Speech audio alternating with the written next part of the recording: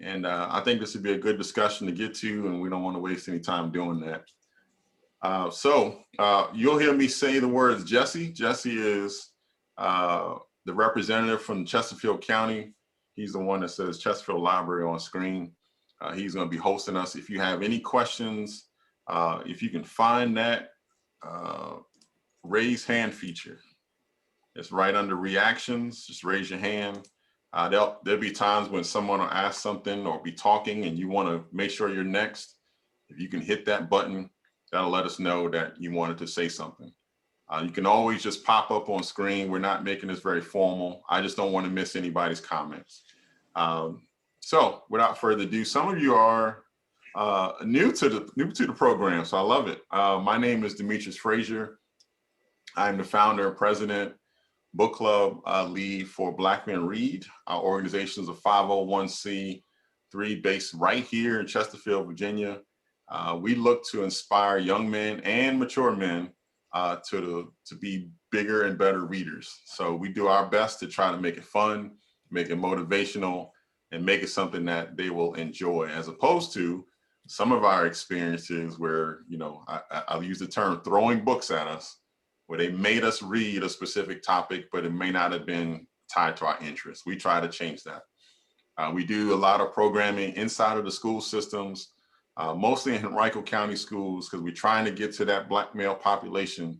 But we do stuff like next month will be our books and bars, where we try to infuse hip hop in reading.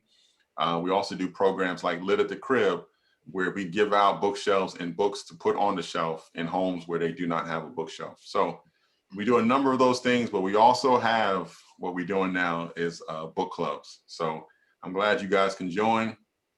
If you wanted to learn more about us, Jesse has put some links in the chat there, and you can always connect with me. I'm Demetrius Frazier, and my LinkedIn account is there. And also you can contact us through the website. That comes right to me as well, so you won't miss anything. So I definitely want to thank everyone for joining in. We're going to get to a really powerful book. I think there's a lot of stuff that's in there. We won't get to all of it, but hopefully you got a chance to enjoy the book. You got a chance to read some of the things that were in there. And even if you did not, there's some things that I have as questions that we can talk through. And I do want to remind you, for those of my warriors who've been here for a couple sessions, Ms. Linda, Ms. Rosa, we have another session coming up on April 30th. And we're merging the two programs. So at our school systems and now in our adult club sessions, we're fusing together hip hop. I know that is a slightly different topic. Maybe hip hop wasn't your thing, but this is a great opportunity to bring in the young people to read with us and read something together. So our book club meeting will be April 30th at 7 p.m., same time, same channel, same way to get to it. And registration opens on April 2nd at 8 a.m. So all the announcements are out of the way. We can get to the meat of the discussion to talk around this book, From Here to Equality, Reparations for Black Americans in the 21st Century.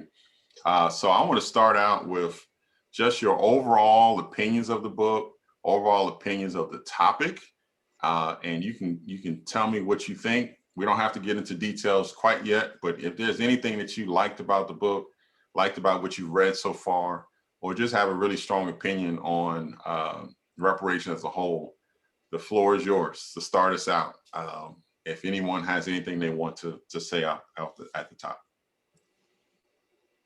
I, for one, was really surprised this week that Velsac on the Biden's administration, and I wrote it down because it was a headline that, and he said it was just disgraceful under the Trump administration that, and I have it here, that the Black farmers received 1% of funding.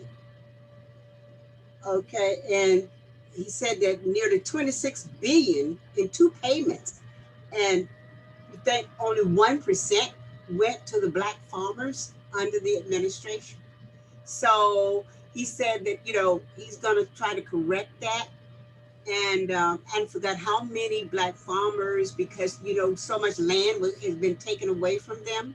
Mm-hmm. So they're not that many, but the mere fact of it is that 1% of 26 billion in two payments, and only 1% of that. So that just floored me.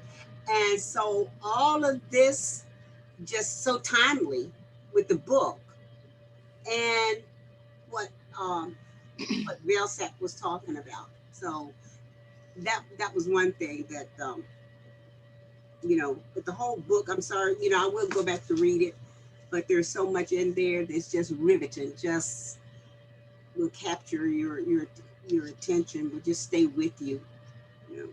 No, that's for sure. I thank you for adding that, Miss Rosa. Anyone else?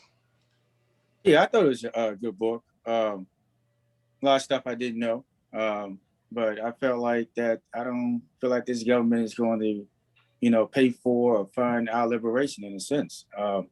We live in a capitalist society in which you need money to survive in, and they have gave pretty much every group of people money or reparations besides us. It's been might have been small doses here and there for some groups, but as overall they have not. And I don't think, in my personal opinion, I don't think in my lifetime I would see it. I know supposedly Illinois this week they gave like something, but that was like housing, which is like, it's something, it's something, but it's not what the people really need, in my opinion. But it's something, I guess it's a start if you want to say that.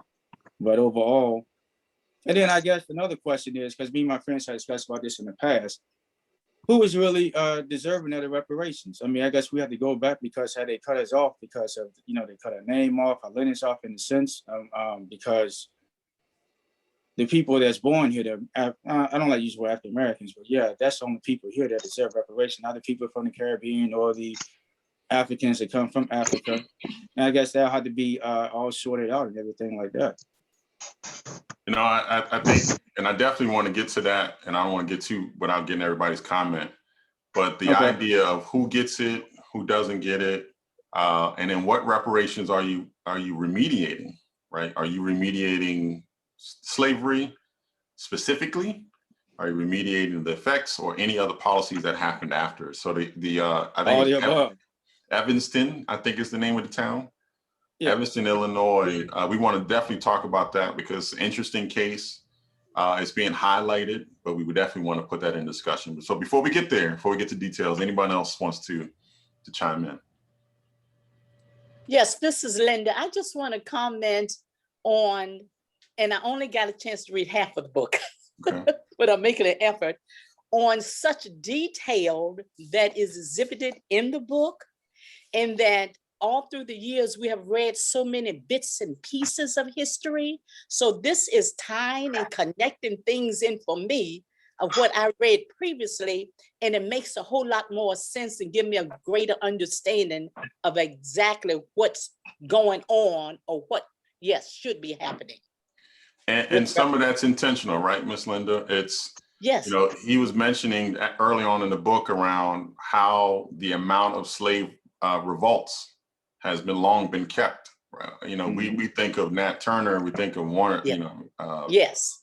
There's a few, but they don't talk about the many that happened, and that's intentional, right? We can't have that be a theme. We don't want to start that back up. But anyone else that wanted to jump in, because I thought that was important. Yeah, I guess I would just go back to what everyone else said. This book actually just opened up my eyes. I mean, I thought I knew about reparations, and there is just so much that I don't know. It's just a wealth of information. But the one thing that resonated with me, I can't remember where it was in the book, but someone had said something about, the national act of procrastination does not eliminate the debt. And that just stood out for me, not only about reparations, but about everything that's going on, whether it's injustice, discrimination, just everything. So, I mean, I did not get to finish the book either, because I found myself having to keep going back and rereading, because I was like, I had no idea. And as old as I am, I just had no idea. So, you know, I just appreciate you bringing these books to us because I just didn't know. No, that's exactly why we're doing it, right? We originally called this Erasing the Gap, and I think there's a gap in just complete understanding. Our education isn't designed to cover this type of stuff in depth like it is. And I also feel bad for authors. This is as an aside. They have a job to do where to get the book to be reasonable, where you'll pick it up and not make it 600 pages. And he did a good job of trying to get as much in there without being, overwhelming, or without having, double the size of the book. Because he probably could have talked about this for a volume set of books. Miss Nancy, did you have anything you want to say? Well, once I start, I have a hard time stopping. But I'll tell you, I'm here because my church has a racial reconciliation group that's meeting every week. And that group has kind of alerted my sensitivities to the racial injustice in our country. And it started for me watching that police officer with his knee on that guy's neck. And I was just screaming at the TV. But this group at church has awakened my my interest and my sensitivities to the whole racial problem in the United States. I'm a retired teacher. I taught for about 30 years in Chesterfield and also in the city of Roanoke. So I'm concerned about the effect of slavery on the children and the continuing effect of white supremacy on the white supremacy of teachers who work with Black children. And I'm learning a lot about that too. But getting into this book, I just got the book this week and found that I'm only on page 32 because there is so much information in this book that I'm underlining a lot because I know the people in my reconciliation group are going to want to know about it. And I'm going to have a hard time synthesizing all the information that I've even picked up in 32 pages that really speaks to the indignities and the injustices that slavery brought to our country. And the book has already changed my feeling toward reparations. I always thought, well, this happened so long ago. How are we ever gonna write this? And I'm coming around to the fact that there is a financial responsibility of the government to do what it said it would do back in the 1860s, which it never has done. And that brings on all these fresh problems because of things that haven't been done. But I'm one of the growing number of white people who do want to see reparations made and do want to see as many of the injustices rectified as we possibly can. And we do that by opening our hearts and trying to walk a mile in somebody else's shoes to understand the horrible impact that this had on people. No, that's and I'll get off I think you summed it up perfectly, Nancy. There's a long way to go in understanding not only what happened during those periods, because I think if we look back on what we've known about those periods, we don't know everything. And I think the more we read, the more we understand. But it's also too, what's the effect, the things that have happened. Mm-hmm. And we'll talk a little bit later about the commissions, the reports that came out. There was work done to understand it better and understand the implications. So I want to start with something basic though.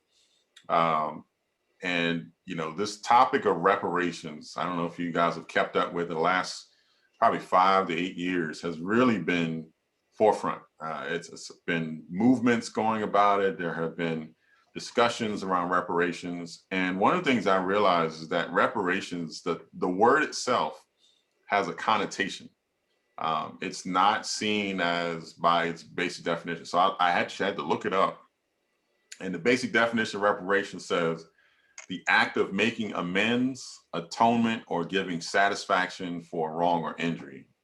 And, you know, interestingly enough, there's been reparations in another sense that have happened for a number of different reasons, right? You think about, I think Monice, you had talked about a couple other examples of things that happened. We talked about the Japanese Americans that were here, especially that, you know, internment camps. We talk about, and these are not 1800s. So it's things that have happened where we've done that.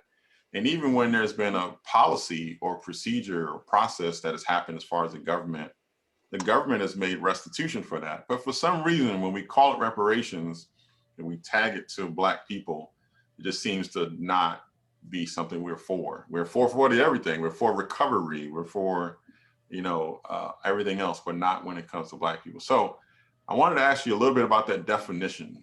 So how does the definition that I said, the act of making amends, atonement, or giving satisfaction, how does that match with what you think reparations means? And then secondarily, do you think that's what the public's definition of reparations is? Just on definition alone, not from what you learned in the book. Would you repeat the question? I mean, again. Yeah, how does your definition, the definition that you would use, Ms. Rosa, for example, how does that match with what I just said, which in the definition in the books, in the dictionary says the act of making amends, atonement, or giving satisfaction for a wrong or injury? Is that your definition? And if so, if not, that's your answer. And do you think that's what the public thinks?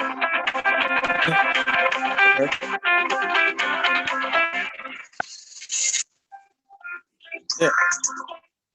I think we got it. Maybe. All right. I don't know. I can answer that, I guess. I go first. I think it's a good definition as far as how I feel, but I feel like some people look at it as possibly maybe like a handout thing, kind of like it's unnecessary. But I mean, anybody who reads the book, I think they would find it is necessary. But if you just go by just the term and from what people have like out in the streets, what they say about it, I think some people look at it as like some form of a handout or something. Monice, I think you were going to say something. Yeah, I feel like it's on par, definition. I feel like it's necessary as well because of slavery is the reason why this country is so rich and prosperous. They need to, I feel like, pay for the ancestors, not the ancestors, but the descendants of the people that did it. Also, if you look, I believe Black people as a whole, we only own like about 2% of the wealth in America. Something to that effect, I believe I read. And so that's real small. That's put that on the pie chart. And that's the reason why that we are in the situation that we are in. Because it was basically like you taking an 18-year-old kid and said, hey, get out of my house, you fend for your own. And they can't, I mean, I'm not saying they can't do it, but it'd be very hard. And that's basically the situation that we was in. Exactly. Anyone else? As far as the definition, does that match what you think? I think most people think of reparations in terms of money, just money. And I think of reparations as much more than just money, because a lot of attention needs to be given to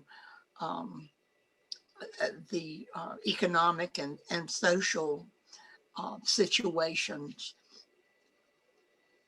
that it has to be cured with a change of heart by the American people. And by the American people, I mean the white American people who think they're not part of this,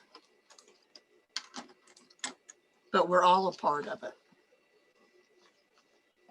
I think the connotation is it is a dollar amount that's given out only. Anyone else wanted to chime in? So I think this is important to understand the way the author kind of walked through the book. He definitely got into it later in later chapters, but he started out at the beginning that, this is, we got to reset that this is not just a handout to enslaved African descendants. It's a lot of other things. So one of the things that I thought was super important for the book was that he made the case, or they made the case for reparation using many periods. It wasn't just the direct slavery period. He talked about post-war periods, Reconstruction, Jim Crow. And, if you use that logic, you can use it as you go forward. Which of the arguments you believe has the strongest foundation or the most merit for reparations if we were to do it today? If we were going to give out reparations, do you think there was one period, one argument that made the most sense to use as a basis for your discussion?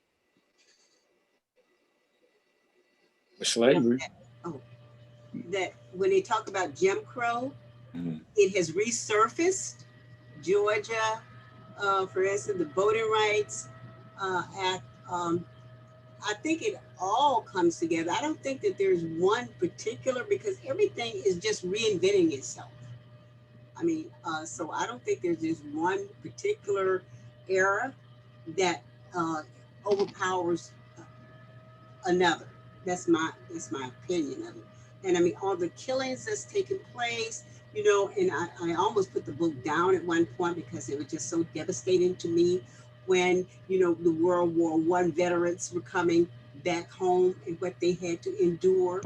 And also, and I guess I'm giving the specifics, where the young boy was in Lake Michigan, and he crossed the barrier over, and these, I think it was like maybe, I don't remember, about 1,000 of these men, they killed him. And when the policemen came, they did absolutely nothing. So I see the same thing transparent today, that, it's just the same old, and nothing has really actually changed. So Miss Rosa, I'm glad I got my bookshelf. And this is a book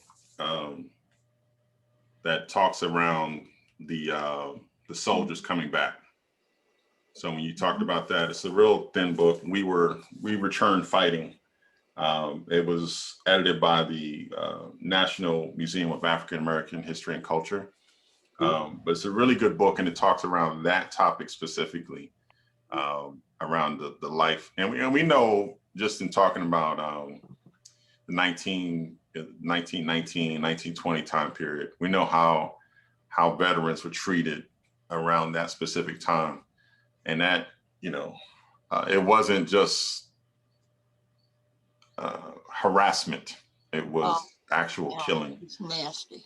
It was a nasty period in staying on this country. So I think Monice, did I miss somebody who was trying to? Oh yeah, I was gonna say, he asked for a period. I would say slavery for me, because that was like centuries of torture, if you will, and then also was, which I kind of heard, but kind of like the author kind of broke it down. It was kind of, it was a wild fact. I don't know. It was like after the Civil War, after emancipation, they gave the slave owners reparations, correct? That's what the author said in the book. And that was kind of like mind-boggling for me. So it's like, okay, you losing your chattel, if you will, because we was 3/5 of a person. And then, I guess Lincoln trying to make deals to satisfy everybody, get the union back together, if you will, because the South seceded, we're gonna give you money. And right. that was mind-boggling to me, because I was like, wow, this is crazy. So that I want to say was one of the most shocking pieces that I thought I knew stuff, right? Right.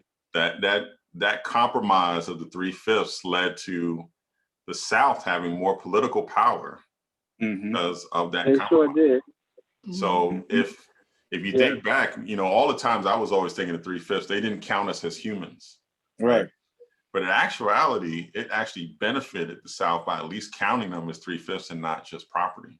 So it was amazing how that shift happened. And they said they owned the presidency for like 50 years after that because of those compromises. Yeah. So you bring up a really good point, and that having those policies in place and any other policies, even right after slavery, was a big deal. I'm not sure who's on the phone, 316. Did you want to make a comment? Yes, I did. This is Benny. I just, I feel like the slavery definitely laid the foundation, but I think every period had its significance to add to the argument. It's like it was building on the foundation of slavery.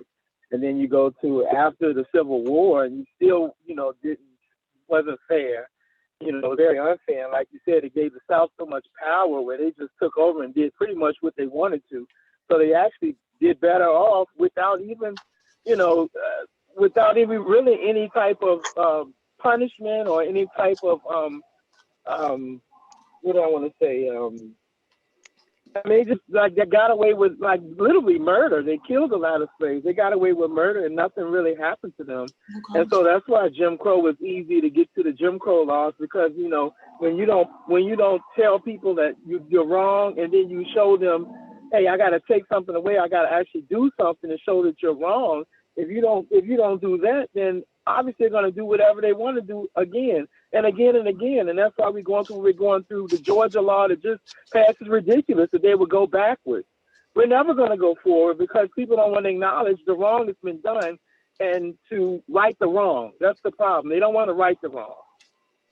They want to say, let's just go on. We can't go on when you scar somebody, if you cut somebody and you don't stitch them up or you don't bandage them, how are they going to heal?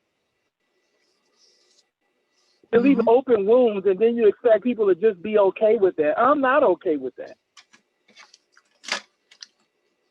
So, and you said your name was Benny? I can't remember. I can't hear. What'd you say your name was? Yes. Benny. Benny.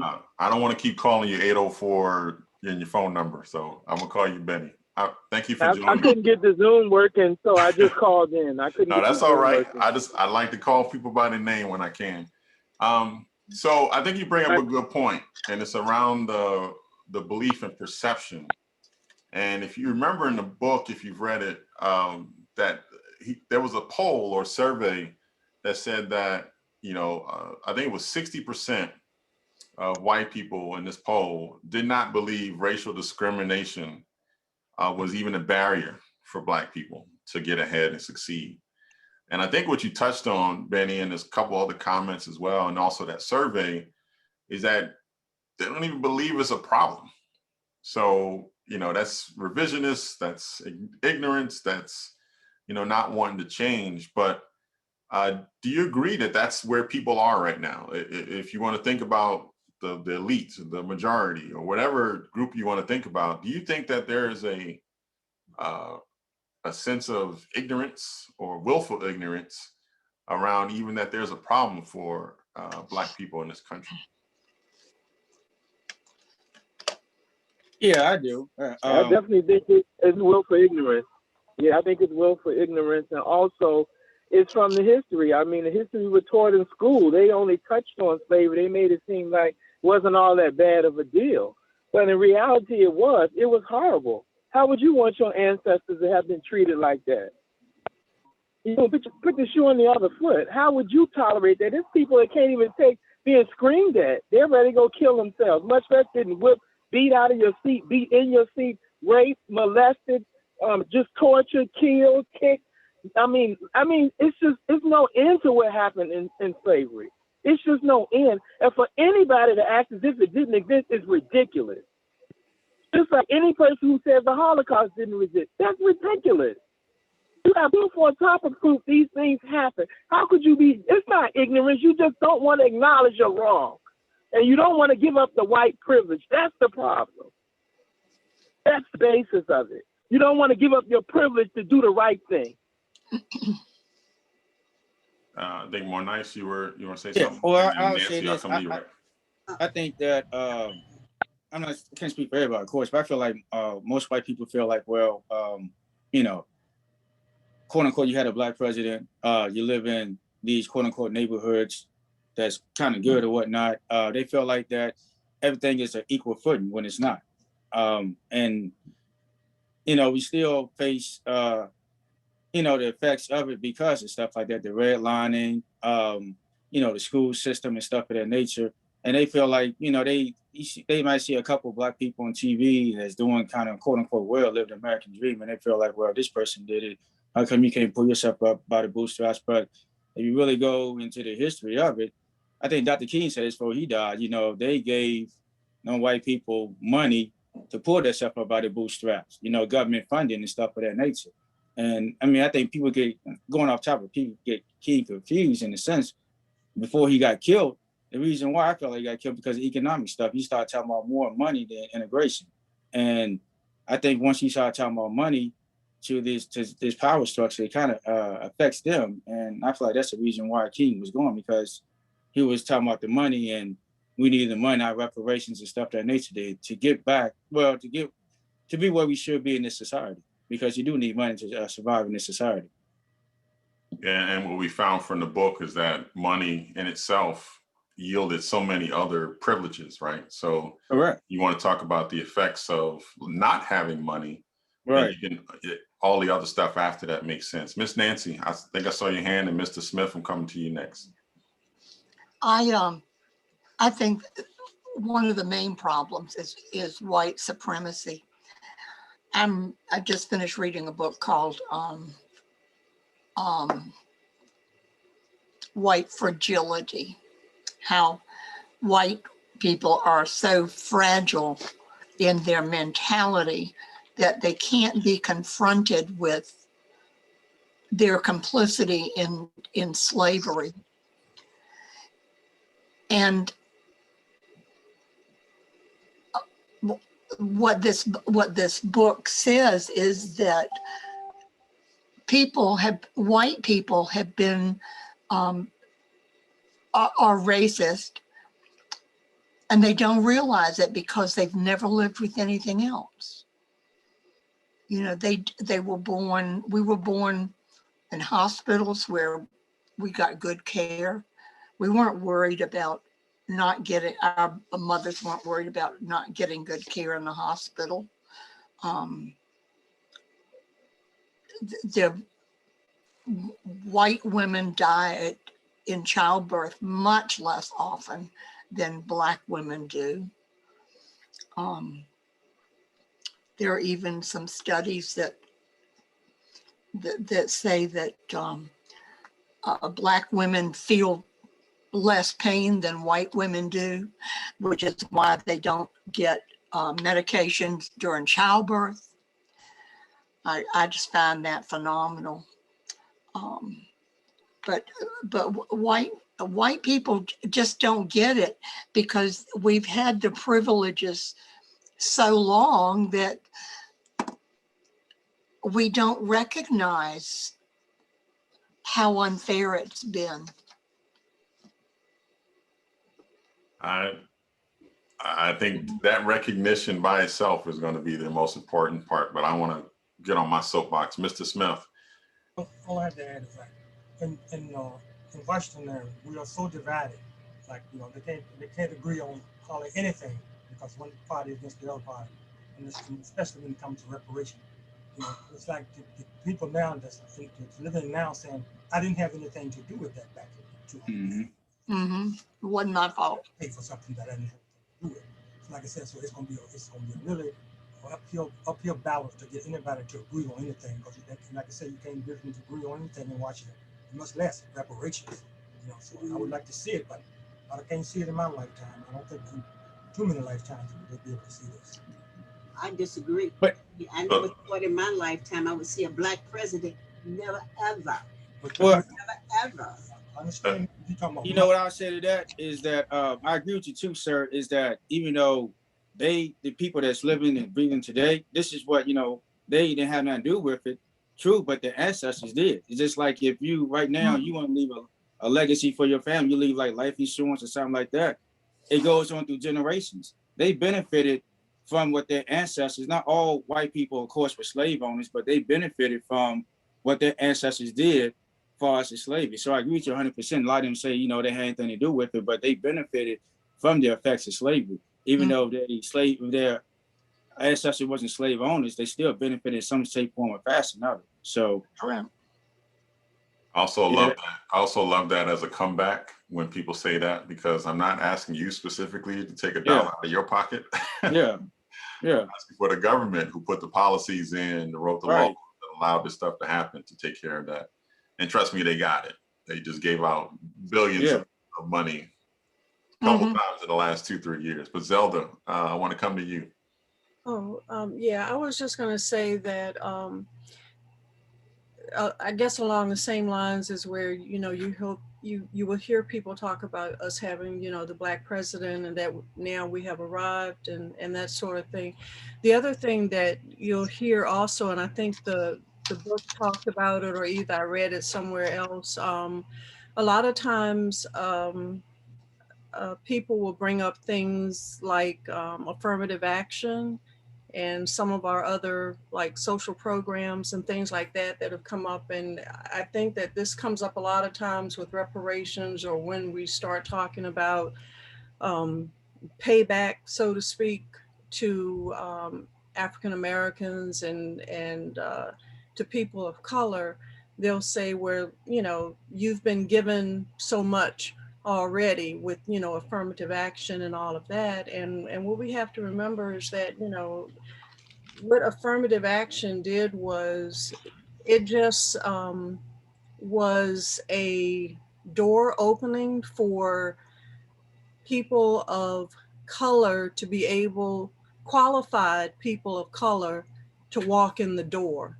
That's what it did. It did not allow people of color, once they came into the door, to be treated equally. Once we came in the door, we still had to do 5 times more. And once we got in the door, there was no guarantee that we were going to be treated equally, that we weren't going to be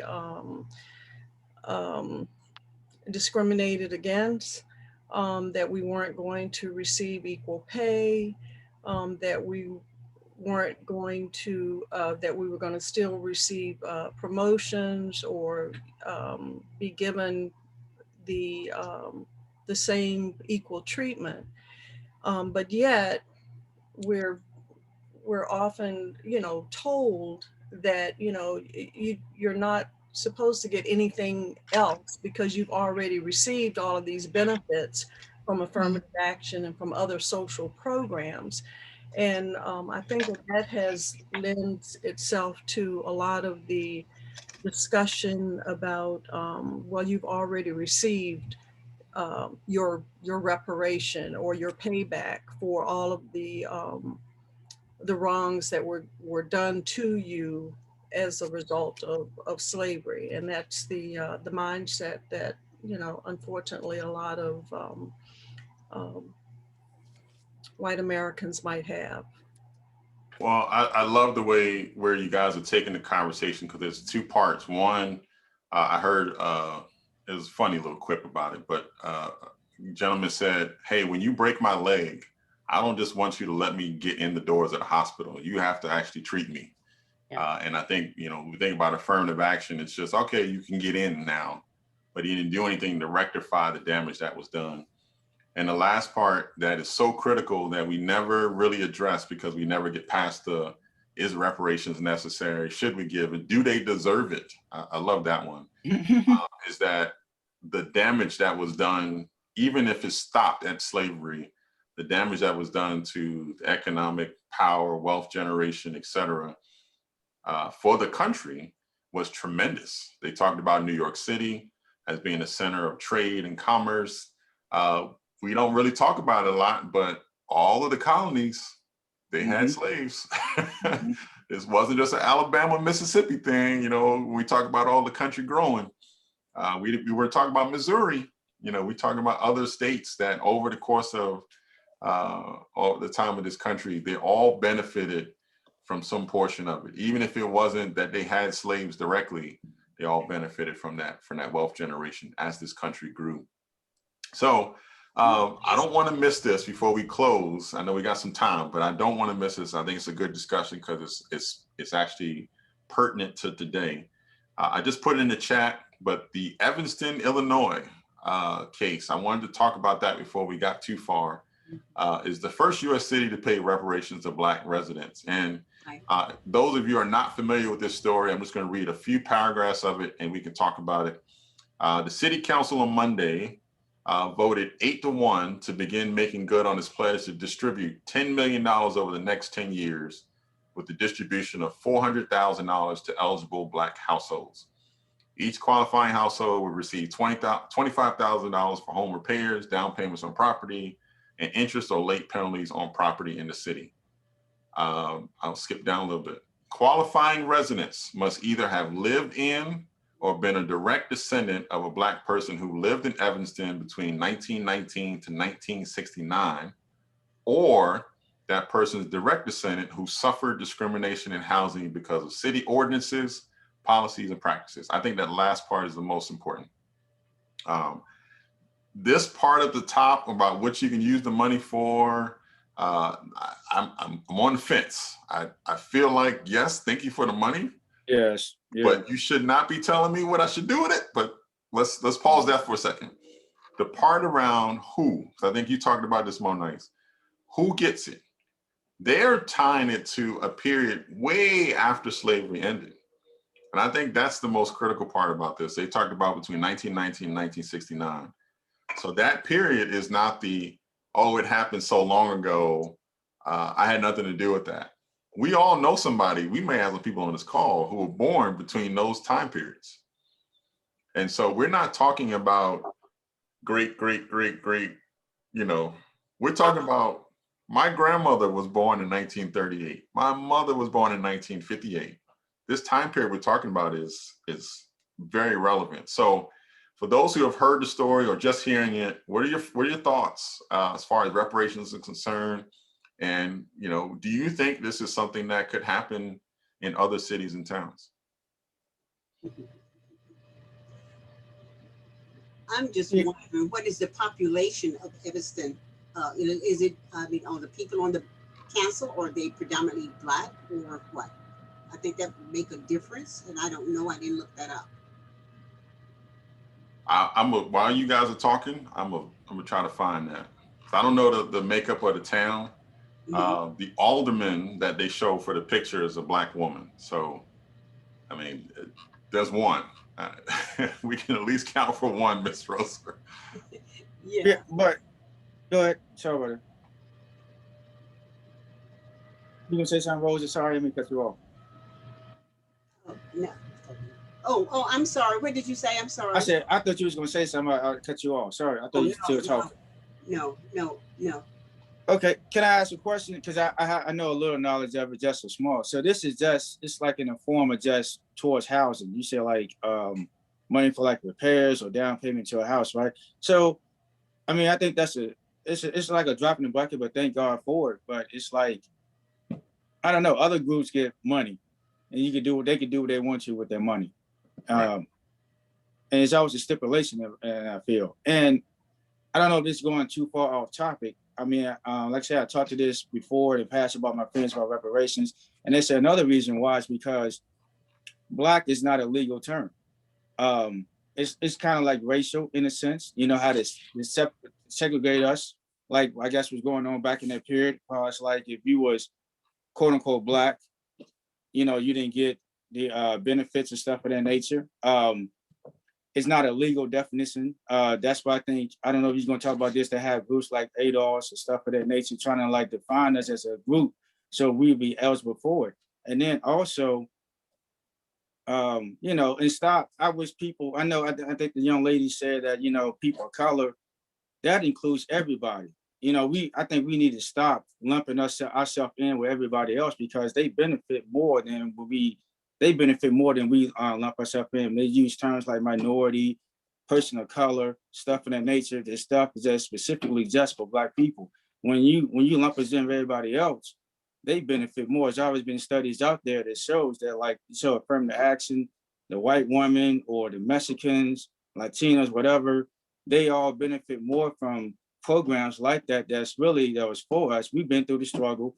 We helped make this country prosperous and rich like that, but then we don't get the benefit from it.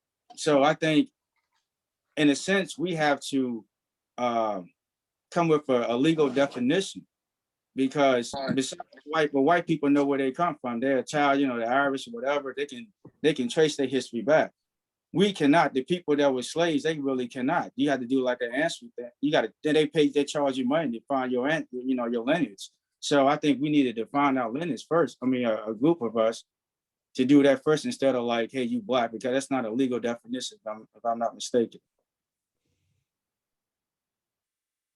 And I would love to see like more makeup. You know, this is a Today article. You know, this is not right. Not to throw any shade on Today, but it's not Associated Press or some other larger.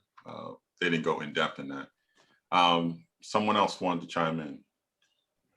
I know I keep saying, but when I read the book, you know, because I really actually sort of dismissed the reparation. I said, oh, well, you know, this is never going to happen. But then I read that Cora Booker is up there fighting for it, that Jackson Lee is fighting today for reparation. And what's the other guy that for sexual harassment, 2017, they got rid of him. I can't remember, can't think of his name. But they have been fighting for it, you know.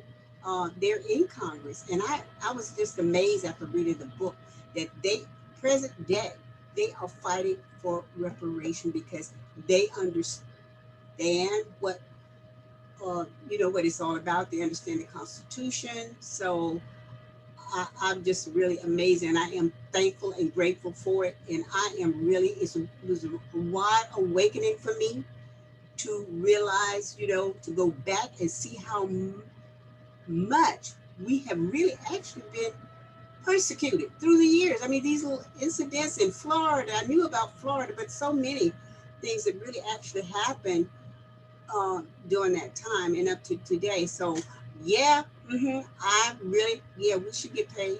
That's right. And as Mo Nice would say, without the strings. Right. Without the strings. Without telling me what to do with my money. There's one thing, it didn't really talk about it too much in the book, but it's a mathematical reason why this is a huge issue, and it was an issue back years and decades ago.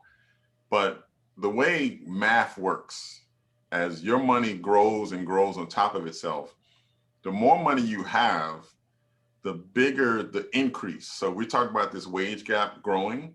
It's because, you know, if anyone who's anywhere near retirement, you looked at your 401k from day one when you were 22, 23 years old, you look like your growth was this big. But the more you got 30 years down the road, it seemed like it was an exponential swoop up.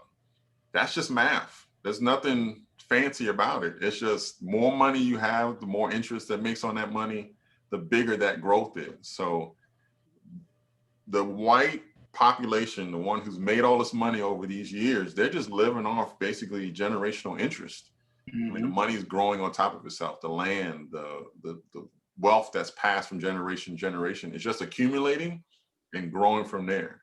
So you have to remediate it, or it's just going to get worse. There's no stopping it. The money just grows on top of itself. So I know you guys have seen that. You've seen where the disparities are even worse. I mean, there's millionaires rolling around here and we're still in the thousands, right? There's just, that number will just continue to get worse if we don't do something. So I did want to talk about one thing, and before we got about 8 minutes left. And this gets to, what do we do with this, right? So this book is one of those books. You get a whole bunch of history, whole bunch of anger built up, because it is what it is, right? You didn't make this up, but we're still here. What do we do with this information? What do we do with this? And one of the things that kind of took a little bit away of my optimism was that there were commissions, there were court decisions, there were policies, laws that said, yes, there should be reparations for farmers. Yes, there should be reparations for this person who was wrongfully accused or done this. And the commission said yes, but the actual implementation was nothing.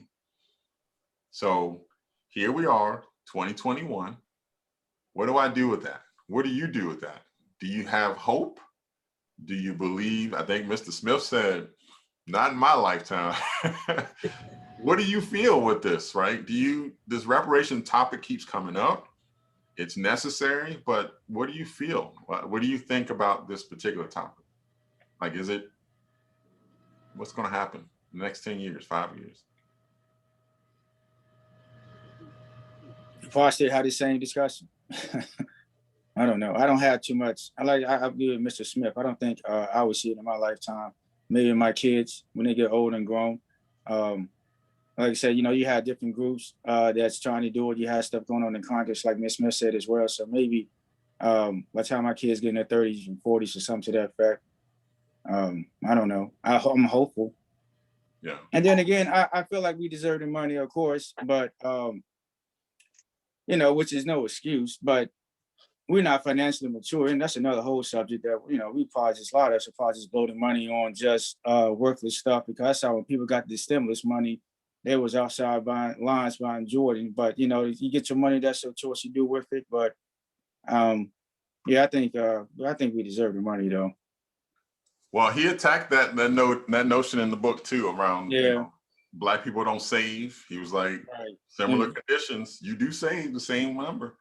So I thought that was important too. I want to see more of that, because I think sometimes we spread that more so than we need to, that we don't save. They said Black people save. They just may not save in the bank. It might be under somebody's mattress. I don't know about you, but do you have $10,000 sitting under your mattress somewhere? It might be the case. But anyway, anyone else? What do you do with this? What do you do with this information that you have now?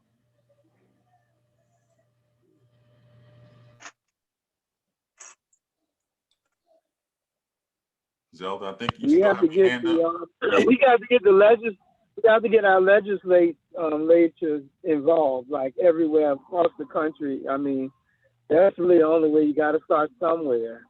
I mean, we can't just wait for it to drop out the sky, because obviously it hasn't happened this long. It's not going to happen. So you got to make, start to have a fire. You got to start. You strike a match, or you got to rub some wood together. You got to do something. You're just sitting there talking about it, looking at wood is not going to catch it on fire. Looking at a fireplace is not going to start it. You have to do something. You have to take an action. So let me ask this question, Benny. What do you think that action should be?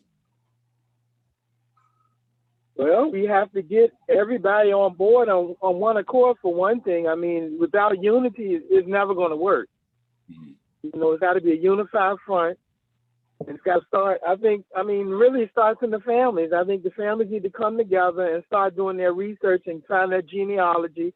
And then we come together with the information, and then we present it in a unified front. And then, at some point, somebody's going to want to do the right thing. And maybe it'll catch on across the rest of the country, but there's got to be a spark somewhere. Somebody's got to do something. I feel sitting around talking about it is not going to get anything done. I feel like you have to start with like you said, your family, your children, when they're young, your grandchildren. Start talking, because they're not going to get it anyplace else. So you have to tell them about the history. You have to show them, talk to them about money. I remember that the one teacher was in the 3rd grade teaching kids how to read the stock market. So these are things that, you have to do on your own in teaching children now. I mean, your children, your grandchildren, how to save, teaching about their history. So I think that's the beginning. You got to start from the beginning. I guess that's the thing I would say too, is, we have to be the change that we want to see. And I'm just encouraged by the fact that, we are having, these discussions, and that these books are available, and that you're bringing this information to us, because like I said, I'm as old as I am now, in my 60s, and I'm just getting this information. I didn't know that it was available. It wasn't something that was ever, brought to me before now. And so I have the opportunity now to bring this information to my grandchildren, So that's what's encouraging me. And I think that we have we now have that challenge to bring that to our children, our grandchildren. So that's what gives me encouragement. The nice thing about having a physical book is you can loan it out, right? So have a book discussion with your folks, Yeah. With coworkers, and then use that as a platform to talk to other folks too. Anyone else wanted to join in on that one? I just want to know what happened to the 40 acres and a mule. There were a lot of examples he put in that book where like it was promised on paper and it never happened, not a dime. The problem is, Rosa, Didn't some of that happen? Didn't some of that happen? And then was it Andrew Johnson rolled back a lot of stuff that Lincoln had in place? So some of it kind of went in effect according to the book, right? And then Johnson rolled it back, and that's where you had the black codes, and then was progressing to the Jim Crow. So the case for reparations is interesting if you step outside of just slavery, because there's documented evidence that these laws were in place, that they had these ramifications, that these people died or they were served harm or injury. So that's not disputable. That part is the easy part because it's documented. We get these books and they have a lot of that information in it. But the separating people from their money and getting them to agree that, hey, I as a steward of the country's money, or I as a long-standing multi-billion-dollar business that benefited from it, I had a hand in this. So, one of the things that he said in there was he was starting to list out companies that we know. Yeah. They talked about the Lehman Brothers. They talked about JP Morgan, Citigroup's probably in there too. He talked about Brooks Brothers.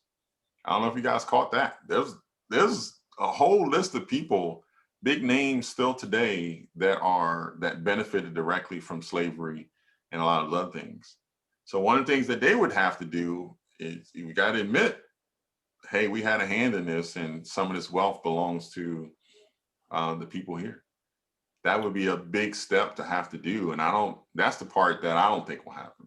Well, then Georgetown University, like a year or two ago, they admitted they're part of slavery and they did something. He mentioned in the book as well. Yeah. They gave free education. Well, I didn't know Georgetown had anything to do with slavery. And then like the Harvards and the Yales, a lot of Ivy League schools that had like parts with slavery. So I didn't know that as well. So that was kind of eye-opening. Yeah, and if you think about, I think some of the religious schools, they had slaves and they sold them off or sold the land to make money and save the school. I think that was Georgetown and a couple other schools like that. Those wonderful brick buildings that you go on campus and you're like, oh my goodness, this is gorgeous. We built it. We either put it together or we made the bricks that went into the building. So I think it's a fascinating discussion. But I leave here, and I didn't want to say this at the beginning, I leave with this book that it's going to be small cases, Evanston, places like that will do things the right way. Virginia, where we live, is ground zero for a lot of the stuff that happened. I just don't see us making a sustainable change where we say, this is what we did. Here's the benefits that happened, and oh, by the way, the people who are here that benefited from it are willing to recognize that and compensate Black people accordingly.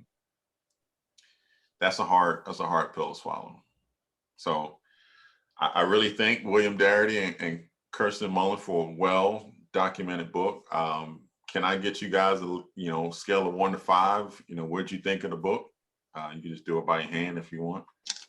Yeah. For what you I read. gave it a 5. Gave it 10.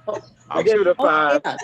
10 5s and 10s. So I will make sure that they know that. Sandy Darity has reached out, just saying, hope we enjoyed the book, and looks like we did. But what I would say from here is we don't want to keep this discussion just to ourselves.